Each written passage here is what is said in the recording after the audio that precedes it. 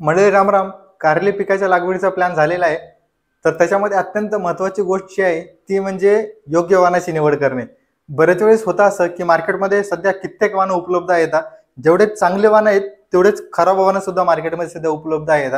चुकून जर आपल्याकडनं जर खराब वाहनाची जर निवड झाली तर आपले 4 महिने 6 महिने पूर्ण सीझन जे आहे ते खराब जातं. सोबतच आर्थिक नुकसान जे आहे ते पण खूप मोठ्या प्रमाणामध्ये होतं.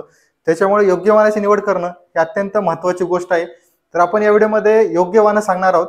तर त्याच्यामध्ये जे आहे ती सर्वात अगोदर एक गोष्ट क्लिअर करू इच्छितो की हा जो व्हिडिओ आहे हा कंपनीचा कोणताही प्रोडक्ट रिकमेंड करत नाहीये किंवा प्रमोट करत नाही. याच्यामध्ये जे सर्वात उत्कृष्ट शेतकऱ्यांचं हित करणारे आणि शेतकऱ्याला जास्तीत जास्त उत्पादन मिळून फायदा करणारे जे वाहनं आहेत ह्या व्हिडिओमध्ये मी रिकमेंड करणार आहे.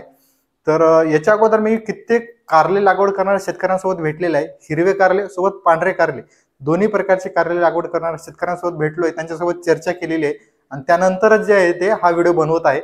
तर त्याच्यामध्ये जे आहे आपण काही गोष्टी डोळ्यासमोर ठेवलेल्या आहेत. त्या गोष्टी फुलफिल जर झाल्या तरच ते वाण आपण रिकमेंड करतो.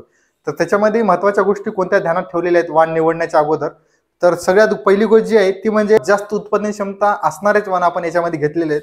दुसरी गोष्ट जी आहे ती म्हणजे रोग प्रतिकार क्षमता, लीफ कर्लिंग व्हायरस जो येतो तो कमीत कमी बळी पडणारे आणि त्याच्यातून लवकर रिकवर होणारेच वाहन आपण इथं सांगणार आहोत.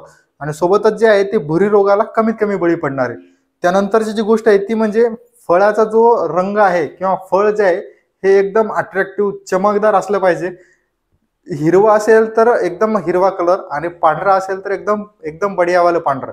आणि सोबतच त्याच्यावर जे काटे असतात बारीक बारीक स्पाइन ते सुद्धा एकदम अट्रॅक्टिव्ह दिसले पाहिजेत. असेच वाहन आपण या व्हिडिओमध्ये रिकमेंड केलेले आहेत. सोबतच जे आहे ते लांबच्या वाहतुकीसाठी एकदम चांगले वाहनं, जास्त काळ टिकणारे वाहनं आणि सोबतच तोडणीला जे आहे ते 45 ते 50 दिवसामध्ये लवकर तोडणीला येणारे वाहनं जे आहे ते आपण या व्हिडिओमध्ये रिकमेंड केले आहेत. तर त्याच्यामध्ये मुख्यत्वे 2 प्रकार, एक म्हणजे हिरव्या प्रकारचे कारले आणि दुसरं म्हणजे पांढऱ्या प्रकारचे कारले. तर सर्वात अगोदर जे आहे ते आपण पांढऱ्या कलरचे जे कारले येतात त्याबद्दल बोलू.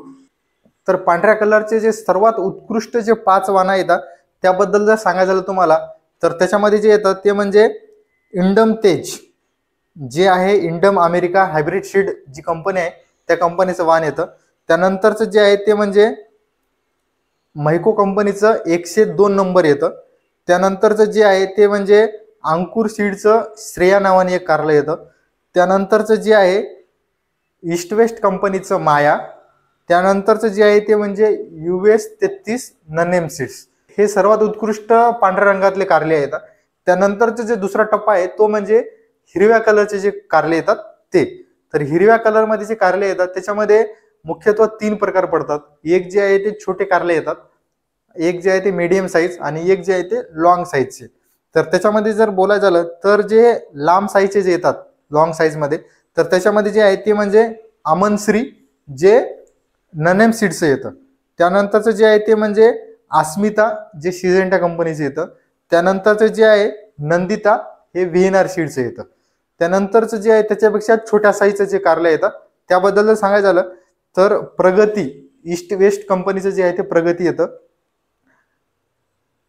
अभिषेक आहे सेमिनिस कंपनीचं.